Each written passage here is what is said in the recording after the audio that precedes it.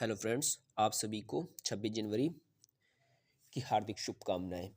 आज से हम लोग एक नए टॉपिक को स्टार्ट करेंगे। भारत के भूगोल विषय के अंतर्गत अब तक हम लोगों ने जो टॉपिक देखे हैं उनमें सबसे पहले हम लोग देखा था भारत का सामान्य परिचय। इसके बाद हम लोगों ने देखा था भारत का भौतिक विभाजन। भारत के भौतिक विभाजन के बाद हम लोगों ने टॉपिक स्टार्ट किया था भारत की भू आकृतिक विशेषताएं एवं भूगर्भिक संरचना के बारे में। फिर इसके बाद हम लोगों ने टॉपिक किया भारत की मृदा के बारे में। तो भारत की मृदा के बाद अब हम लोग एक नए टॉपिक को स्टार्ट करेंगे, वो है भारत में अपवाह तंत्र।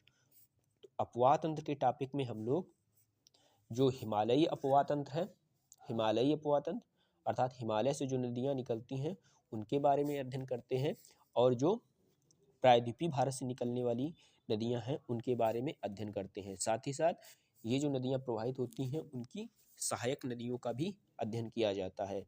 तो जब हम लोग अपवाह तंत्र का अध्ययन करते हैं तो इसमें विभिन्न परिभाषाओं को भी देखते हैं। अपवाह प्रदेश क्या होते हैं, जल विभाजक क्या होते हैं, अपवाह प्रतिरूप क्या है, नदी बेसिन क्या है, और इसी प्रकार से जो नदी के प्रतिरूप हैं उनको भी देखते हैं। जैसे नदी पूर्वगामी प्रकार की है, अनुगामी प्रकार की है। तो ये सब हम लोग इस वीडियो में समझने की कोशिश करेंगे। तो सबसे पहले देखते हैं नदी जिस क्षेत्र में प्रवाहित होती है उसके बारे में देखते हैं। तो सबसे पहले देखते हैं अपवाह प्रदेश। अपवाह प्रदेश क्या होते हैं? तो अपवाह प्रदेश ऐसा क्षेत्र होता है जहाँ पर कोई एक मुख्य नदी, जैसे ये गंगा नदी है, तो मुख्य नदी ये क्या है? गंगा। भारत के मैदानी भाग में प्रवाहित होने वाली सबसे मुख्य नदी है गंगा। तो जैसे गंगा, तो अपवाह प्रदेश क्या होता है? जब कोई मुख्य नदी अपनी सहायक नदियों के साथ जिस भौतिक प्रदेश में प्रवाहित होती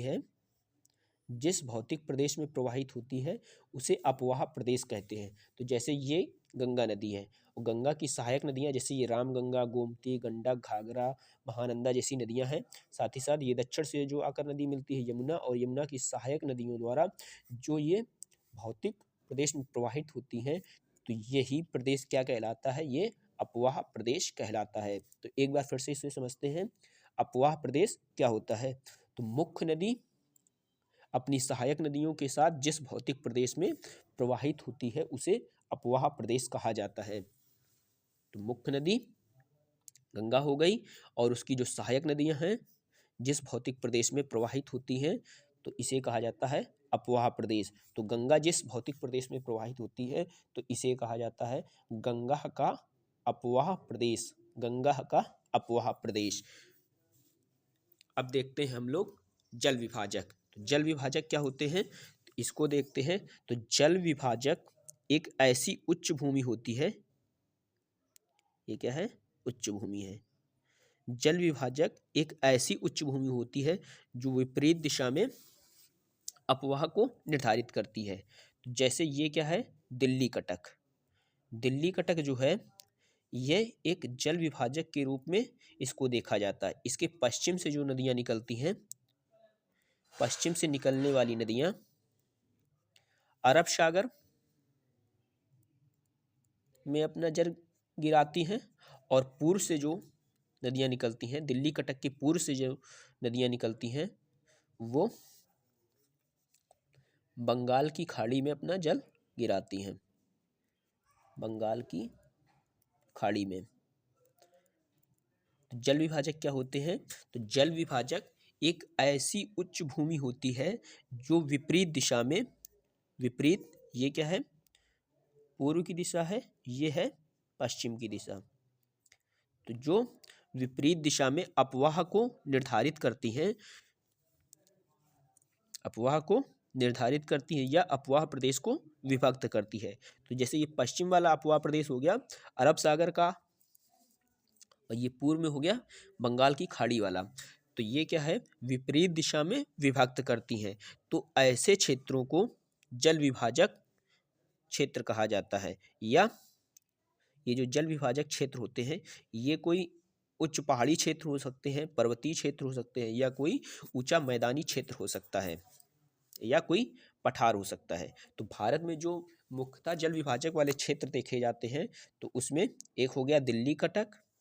दिल्ली कटक, दिल्ली कटक के साथ साथ ये इधर पड़ता है पश्चिम घाट पर्वत।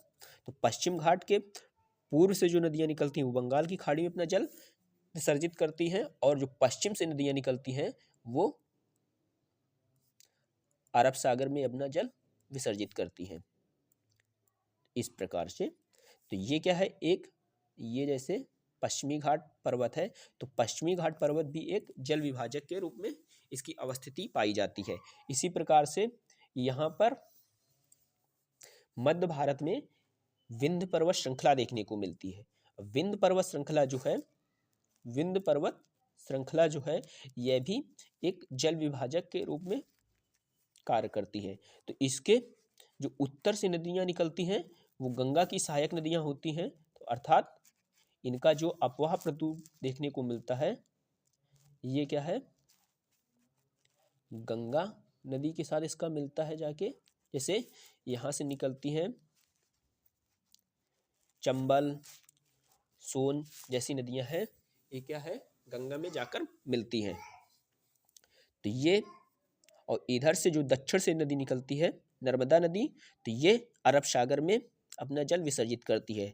तो ये जो विंध्यन श्रृंखला है, तो ये भी एक जल विभाजक के रूप में इसको देखा जाता है। साथ ही साथ दिल्ली कटक, ऐसे यहाँ पर है दिल्ली कटक, तो दिल्ली कटक जो है, तो दिल्ली कटक भी जल विभाजक के रूप में देखा जाता है। इसके पूर्व से जो नदियां प्रवाहित होती हैं बंगाल की खाड़ी में अपना जल गिराती हैं, और जो पश्चिम से प्रवाहित होती हैं नदियां वो बंगाल अरब सागर में अपना जल गिराती हैं। ये है अरब सागर, और ये है बंगाल की खाड़ी।